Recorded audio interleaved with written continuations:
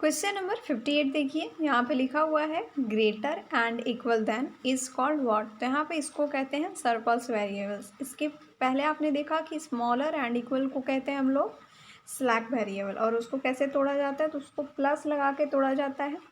तो यहाँ पे देखिए एग्जाम्पल देखिए, यहाँ पे 3x1 4x2 is greater and equal than 7 लिखा हुआ है। तो यहाँ पे आपको अब इसको इक्वेशन में बदलना है। तो कैसे बदलना है, तो 3x1 + 4x2 - x3 is equal to 7। कैसे, तो यहाँ पे देखिए x2 जो है हमारा लास्ट वेरिएबल, जो स्टार्टिंग में एग्जाम्पल का स्टार्टिंग में x2 हमारा सबसे ग्रेटर वेरिएबल था ना। तो उसके बाद जब हम लोग इसको तोड़ेंगे तो सर्कल वेरिएबल के लिए हम लोग माइनस चिन्ह सबसे पहले लगाएंगे, और x2 चूँकि ग्रेटर था तो उसके बाद अब उससे बड़ा हमें देना होगा। तो उससे बड़ा हम लोग 2 से बड़ा 3, एक ऐड करेंगे 3 देंगे। तो यहाँ पे हो जाएगा -x3 = 7। और जब आपको दोनों इक्वेशन साथ में होता कि 3x1 + 4x2 is greater than and equal than 7, और होता आपको 3x1 + 4x2 is smaller and equal than 7, तो आप लोग सबसे पहले इसको करते और सेकेंड में क्या करना होता, यहाँ जो आपने x3 लिखा, तो अब आपको जब तोड़ते तो आप प्लस साइन तो लगाते, लेकिन x3 की जगह पे यहाँ पे दोनों को साथ में देखिए, जैसे कि यहाँ पे सबसे हाईएस्ट हमने x3 तक पहुँचाया, लेकिन जब दो इक्वेशन आपको दिया हुआ रहेगा तो लास्ट इक्वेशन को, सेकेंड इक्वेशन को जो आप चेंज करेंगे ना, तो उसको आप x4 में कन्वर्ट करेंगे। जितना अगर आपने चेंज कर लिया है ऑलरेडी x3 में एक को, तो ठीक है, तो अब सेकेंड जब आप तोड़ोगे तो उसको आपको x4 में कन्वर्ट करना पड़ेगा। इस पर आपको क्वेश्चन ज़रूर बनेगा। क्वेश्चन नंबर 59 देखिए, IM इज इक्वल टू, यहाँ पे यूनिट मैट्रिक्स करके है 1 0 0 इन्फिनिटी 0 ऐसे करके, is called unit matrix of order M। चूँकि ये इन्फिनिटी तक है और I के साथ M लिखा हुआ है, तो इसको कहते हैं unit matrix of order M। Order 2 का अगर यूनिट मैट्रिक्स होता तो यहाँ पे I2 लिखा हुआ होता। यूनिट मैट्रिक्स में जानते हैं आप लोग कि स्टार्टिंग वाला एक होता है, फिर मिडिल वाला, फिर फर्स्ट को छोड़ के सेकेंड एक होता है, फिर और लास्ट वाला जो है आपको लास्ट का एक होता है। क्वेश्चन नंबर 60 देखिए, the form maximum z = cx subject to constant ax = bx is greater and equal than 0 is known as the fill in the blanks of the LP problem. तो यहाँ पे इसको जानते हैं स्टैंडर्ड फॉर्म के रूप में। क्वेश्चन, ये सब सारे क्वेश्चन आपके लिए वेरी इंपॉर्टेंट है, सबको देखना बहुत ज़रूरी है। Question number 61, maximum number of basic solution is fill in the blanks. तो बेसिक सोल्यूशन का मैक्सिमम नंबर क्या होगा, तो NCM इज इक्वल टू, अब NCM ये जो है आपका परमुटेशन कॉम्बिनेशन आपने पढ़ा है, तो उसके अकॉर्डिंग इसको तोड़ना है, ठीक है। नहीं पढ़ा है तो उसका फॉर्मूला दिया हुआ है n का फैक्टोरियल बटे m का factorial into n minus m का फैक्टोरियल करना होगा, ठीक है। Maximum number of basic solution जब आपको फाइंड करने के लिए बोला जाएगा तो फिर आपको ये प्रोसेस अप्लाई करना पड़ेगा। उसके बाद अब n का फैक्टोरियल कैसे किसी का तोड़ा जाता है, ये जैसे कि आपको 4 का फैक्टोरियल अगर तोड़ने के लिए मिल जाए तो क्या करना होगा, तो फैक्टोरियल, ये जो i के नीचे 0 लिखा हुआ है, सॉरी एक पाई के नीचे 0, इसको फैक्टोरियल कहते हैं। एंड अगर आपको 4 का फैक्टोरियल तोड़ने के लिए मिल जाए तो आपको करना ये होगा कि 4 सबसे पहले लिखोगे, उसके बाद 3 लिखोगे, उसके बाद 2 लिखोगे, उसके बाद 1 लिखोगे, ठीक है। क्रॉस में 4 क्रॉस 3 क्रॉस 2 क्रॉस 1, और सबका जो है आपको मल्टीप्लिकेशन निकाल लेना है, वही आपका फैक्टोरियल होता है, ठीक है। तो 4 का फैक्टोरियल कितना हो जाएगा, 4 तियाँ 12 और 12 दूना 24, 4 का फैक्टोरियल 24 हो जाएगा। क्वेश्चन नंबर 62, तो a basic solution is called non-degenerate basic solution if none of the basic variables is fill in the blanks। तो यहाँ पे fill in the blanks पे आपको 0 जाएगा। Question number 63, basic solution are of fill in blanks types. तो 2 types के होते हैं बेसिक सोल्यूशन, कौन कौन, तो non degenerate basic solution and second degenerate basic solution. Question number 64, a basic solution is called degenerate if one या more of the basic variables fill in the blanks vanish.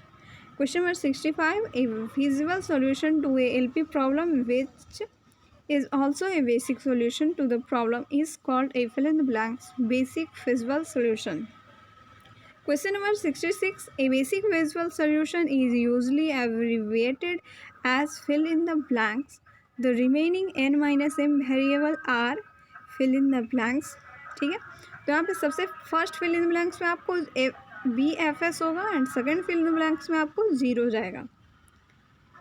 Question number 67. A basic feasible solution is called degenerate if one or more of the basic variables will be fill in the blanks, तो 0 होगा। Question number 68. A non-degenerate basic feasible solution is that basic feasible solution which has exactly m fill in the blanks positive basic variables. Question number 69. Maximum possible number of sub-matrix is, अब यहाँ पे maximum possible number of सब matrix है और पिछला बार में आपने क्या देखा तो वो था maximum possible number of basic feasible solution. तो अब दोनों आप में से आपको कोई भी रहेगा, एक आ सकता है। तो कैसे निकालना है, तो यहाँ पे आपको n + MCM करना होगा, ठीक है। MCM फिर से यहाँ पे कॉम्बिनेशन करना है। तो यहाँ पे सबसे पहले MCM को कैसे तोड़ा जाता है ये देख लीजिए। तो m + n का फैक्टोरियल बटे m का फैक्टोरियल इंटू n का फैक्टोरियल, ये आपको टोटल तोड़ के बताया गया है। ये नहीं कि MCM का तो वैसे ही हो जाएगा जैसे कि आपने MCN का देखा, तो उसी पे आपको जहाँ पे n होगा वहाँ पे m आपको फिट करना है। Question number 70. The necessary and sufficient condition for any basic solution XV = B inverse B to be non degenerate is that B and every set of m minus m columns of B are fill in the blank, तो हो जाएगा linearly independent. Question number 71. Question number 71 को देख ही लेते हैं, चलिए। Any feasible solution to x = V for which vectors α1 α2 α dot dot alpha k associated with the non-zero variables x1 x2 dot dot xk are linearly independent is a fill in the blanks, तो हो जाएगा fill in the blanks में basic feasible solution.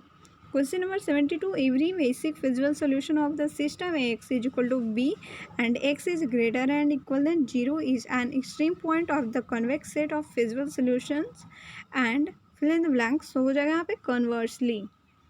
Question number 73. An extreme point can have at most m positive xix where m is the number of fill in the blank constants, हो जाएगा।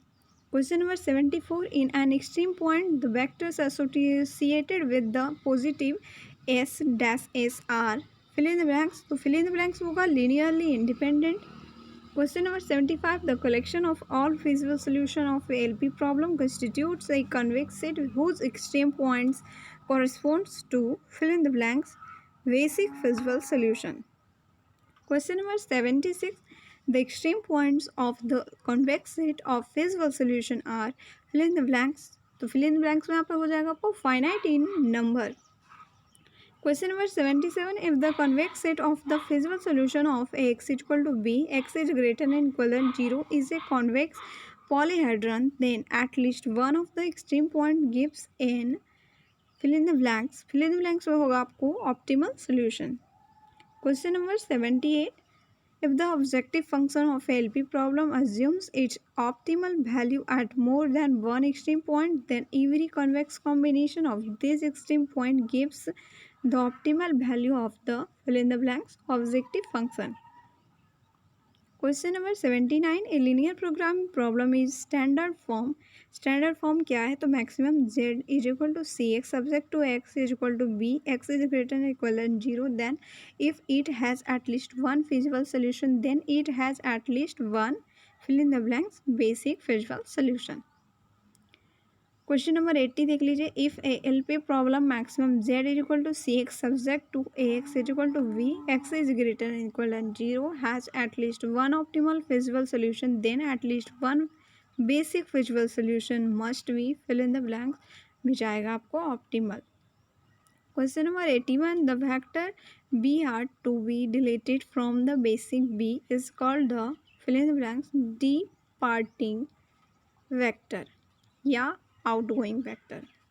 Question number 82. The vector alpha z to be introduced in the basic is called the fill in the blanks entering या incoming vector, and the element by rj in matrix yj is called the key element। Question number 83 छोड़ देते हैं, इतना बड़ा नहीं होगा। आप screenshot लेना चाहते हैं तो उसका ले लीजिए फटाफट से, इसको छोड़ देते हैं। क्वेश्चन नंबर 85 देखिए यहाँ पे, उसको गैप कीजिए, उसके बाद आपका 83 में छोड़ा है तो यहाँ पे 83 यहाँ से स्टार्ट करिए। If there is a feasible solution then there is fill in the blanks. तो फिल इन द ब्लैंक्स हो जाएगा आपको बेसिक फिजिबल सोल्यूशन। ये जो शॉर्ट है ये 83 नंबर वाला, इसको आप लोग देख लीजिएगा अच्छे से। क्वेश्चन नंबर 84, यहाँ पे 86 लिखा हुआ है, चूँकि 2 क्वेश्चन छोड़ दिए इसलिए अब आपका क्वेश्चन नंबर 84 बन रहा है। If an optimal feasible solution exist one of the basic feasible solution will be fill in the blanks optimal. Question number 81, question number आपको 87 है यहाँ पे, और आपका क्वेश्चन नंबर 85 होगा। If we have a basic feasible solution x v is equal to B inverse b to A x is equal to v which gives a value for the objective function z is equal to c v x v if for any column alpha j in A but not in B. First, if all c j minus z j is smaller and equal than 0 the solution is fill in the blanks. तो यहाँ पे हो जाएगा optimal. अब numerical वाला question देख लीजिए, क्योंकि न्यूमेरिकल वाला क्वेश्चन आपको सारा देखना पड़ेगा। यहाँ पे न्यूमेरिकल वाला क्वेश्चन में ये चीज़ ध्यान रखिए कि जैसे आपको वर्ड टू वर्ड रहेगा एंड डिजिट टू डिजिट रहेगा। न्यूमेरिकल वाला में जितने क्वेश्चन इसमें आपको मिलेंगे वही क्वेश्चन वहाँ भी मिलेंगे, क्योंकि यहाँ पे डिजिट टू डिजिट क्वेश्चन आपको सेम डिजिट वाले मिल जाएंगे, इसलिए टोटल क्वेश्चन यहाँ पे आपके लिए देखना बेहद ज़रूरी है। क्वेश्चन नंबर 88 देख लीजिए। सबसे पहले थ्योरी में 3 क्वेश्चन है जो कि लॉन्ग है थोड़ा। ए baker has 90, 80 and 50 units of ingredients A, B and C respectively. A loaf of a bread requires 2, 1 and 1 unit of A, B and C respectively, and a cake requires 1, 2 and 1 unit of A, B and C respectively.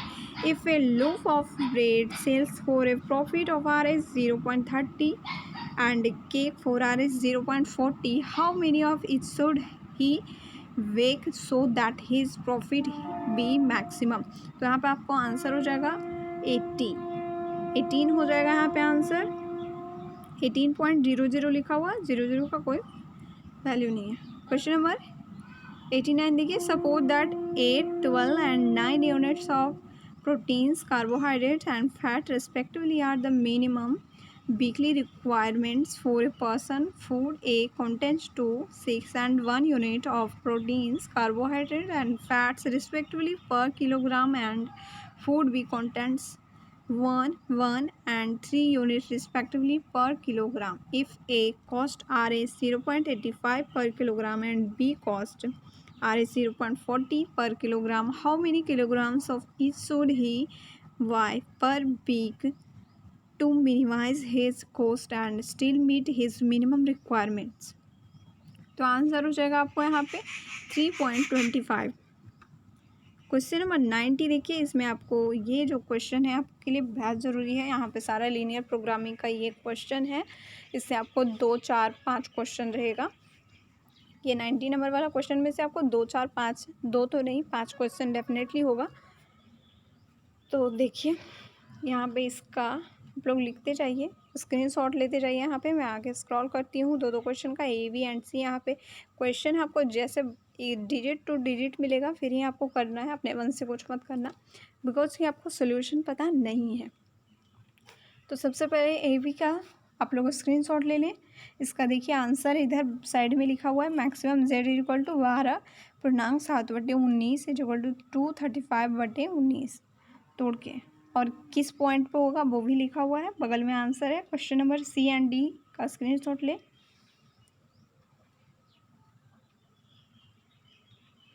Question number e, question number f and जी,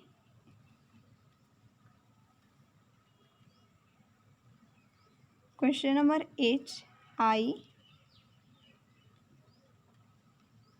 अब है आपका question number 91। ये 91 जो है आपको question number, ये और भी थोड़ा सा अपर लेवल का हो जाता है, तो इसका भी आप लोग स्क्रीनशॉट लेते चलें। B and C, question number D and E देख लीजिए, स्क्रीनशॉट ले लीजिए। Now question number 92 convert constant into equation. यहाँ पे देख लीजिए जो मैंने आपको सर्कल्स एंड स्लैक वेरिएबल का बताया मेथड, वो यहाँ पे देख लीजिए एक एग्जांपल से।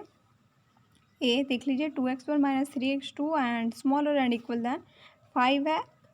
ये जो स्मॉलर देन बताया था ये स्लैक वेरिएबल का बताया था, और ग्रेटर देन रहेगा तो ये सर्कल वेरिएबल रहेगा। तो कैसे कन्वर्ट किया गया, 2x1 - 3x2 + x3 = 5, चूँकि स्लैक वेरिएबल है तो यहाँ पे प्लस लगाएंगे एंड 2 के बाद 3 लिखेंगे एंड इसके बाद इक्वल। और अब यहाँ पे सेकेंड इक्वेशन में सर्कल वेरिएबल है इसलिए सबसे पहले माइनस लगाएंगे, इक्वेशन के एंड में माइनस लगाएंगे। उसके बाद चूँकि ऊपर वाले इक्वेशन में x3 हो चुका है इसलिए अब नीचे हमको x4 करना पड़ेगा और इक्वल देंगे और इक्वल के बाद 7। क्वेश्चन नंबर 93 देख लीजिए। Express the following LP problem in the matrix form. अब इसको कैसे एक्सप्रेस करना है तो देख लीजिए यहाँ पे कांस्टेंट्स जो है 1 2 तीन इक्वेशन है। तीनों इक्वेशन को आपको सबसे पहले अच्छे वाले इक्वेशन में कन्वर्ट कर लेना है, स्लैग एंड सर्कल को तोड़ लेना है। तोड़ने के बाद सबका डिजिट यहाँ पे a = फिट करना है। x1 के पास 1 है, सब रो में है, 1 1 1 1 0। x1 के पास 1 है, x2 के पास 1 है, x3 के पास 1 है। फर्स्ट इक्वेशन से बात करें x4 के पास 1 है। अब जा कहाँ तक रहा है, x5 तक। x5 तो इसमें है ही नहीं तो इसके लिए आपको 0 वहाँ पुट करना है। इक्वेशन सेकेंड में x1 के लिए 2 है, x2 के लिए 1 है, x3 के लिए -1 है, x4 है ही नहीं और x5 है नहीं, तो इन दोनों के लिए 0 जाएगा। इक्वेशन नंबर 3 है 3x1, तो x1 के लिए 3 होगा, x2 के लिए -4, x3 के लिए 5, x4 तो है नहीं उसके लिए 0 होगा और x5 के लिए -1। फिर यहाँ पे b = 5 4 6 होगा। मैट्रिक्स में बोल रहा हुआ है तो यहाँ पे सबसे यही होगा a = इतना। ये फॉर्म हो गया आपको ax = b अगर आप लोग इस तरह टाइप से लिखेंगे तो। क्वेश्चन नंबर 94 देखिए, यहाँ पे basic solution and basic physical solution है, ठीक है। तो ये जैसे कि आपका क्वेश्चन नंबर ए देखिए इक्वेशन है तो पूछेगा कि कितना how many basic physical solution होगा, ठीक है। तो उसी मेथड से आपको निकालना पड़ेगा एंड अगर नहीं निकाल रहे हैं और डायरेक्ट यहाँ पे आंसर चेक करें तो कितना होगा, तो आप काउंट कर लेंगे कि 1 2। सबसे क्वेश्चन नंबर ए वाला का बेसिक फिजिकल सॉल्यूशन 2 है, ठीक है, और इसका बेसिक सॉल्यूशन 1 2 3 है। इसका भी स्क्रीनशॉट ले लें, डिजिट सारे समझ लें। और बेसिक सॉल्यूशन कितने होंगे अधिकतम, यहाँ पे देखिए एक और क्वेश्चन समझाने की कोशिश की है। क्वेश्चन नंबर 95 देखिए, maximum z = 7x1 + 5x2 x1 + 2x2 smaller and equal than 6 4x1 + 3x2 smaller and equal than 12। Rank इसका हो जाएगा 2। Optimum basic physical solution x1 = 3 x2 = 0 and maximum z = 21। Question 1 B and C का screenshot there after आपको मैंने book से भी कुछ question यहाँ पे दिए हैं, इंटरेक्ट किया है। फटाफट स्क्रीनशॉट इसका ले लें, इसके बाद आप लिख सकते हैं।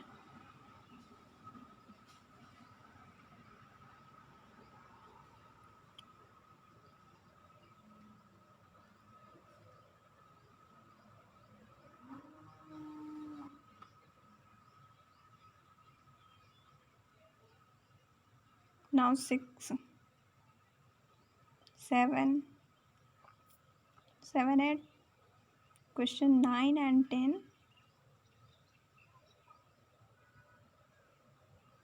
और बाकी सारा छोड़ दीजिए और यहाँ से आप लोग आंसर जो है आंसर का एक बार स्क्रीनशॉट ले लीजिए। जितना मैंने पेपर में कराया है वो उसको ज़्यादा इम्पोर्टेंट मानिएगा और इसको एक उसके बाद रखिएगा, ठीक है। आंसर का ये रख लीजिए स्क्रीनशॉट।